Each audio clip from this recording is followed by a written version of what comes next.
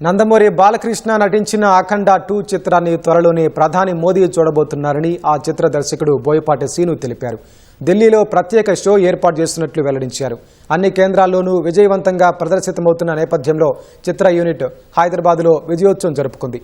బాలకృష్ణతో పాటు సంగీత దర్శకుడు తమన్, ప్రముఖ నిర్మాత దిల్ రాజు సహా చిత్ర నటీనటులు, సాంకేతిక నిపుణులు హాజరయ్యారు. వేడుకల్లో తమన్ కీలక వ్యాఖ్యలు చేశారు. టాలీవుడ్లో ఐక్యత లోపించడం వల్ల ఇతరుల ముందు చులకనైపోతున్నామని ఆవేదన వ్యక్తం చేశారు. అఖండ 2 తెలుగు సినిమా మాత్రమే కాదని ప్రపంచ సినిమా అని బాలకృష్ణ తెలిపారు. దేశ మూలాలు, ధర్మం, తేజస్సు కలగలిపిన సినిమా అని అభివర్ణించారు. ప్రేక్షకులు ఇచ్చిన విజయం తన ఒక్కడిదే కాదని, సినిమా కోసం పనిచేసిన వారందరిదని బాలకృష్ణ వ్యాఖ్యానించారు. ఇవాళ చాలా సంతోషంగా ఉంది. ఇవాళ ఈ సినిమా విడుదలై ఇవాళ ఇంత విజయవంతంగా ప్రదర్శించబడుతున్నందుకు మా తెలుగు ప్రేక్షక దేవుళ్ళకి అందరికీ కాదు, యావత్ భారతదేశపు ప్రజలందరికీ నా హృదయపూర్వక కృతజ్ఞతాభివందనాలు తెలియజేసుకుంటున్నాను.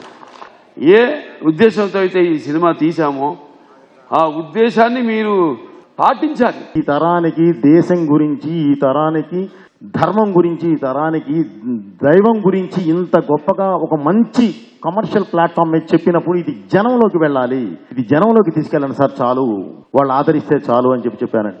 ఈ సినిమాని ఇంత పెద్ద హిట్ చేసిన తెలుగు ప్రేక్షకులందరికీ పేరు పేరున మళ్ళీ నా కృతజ్ఞతలు తెలియజేస్తూ, అలాంటి సినిమా మీ ముందుకు తీసుకొచ్చేది అంటే దేవుడి సంకల్పం. అది ఆ సంకల్పం అద్భుతంగా మీరు ఆదరించారు.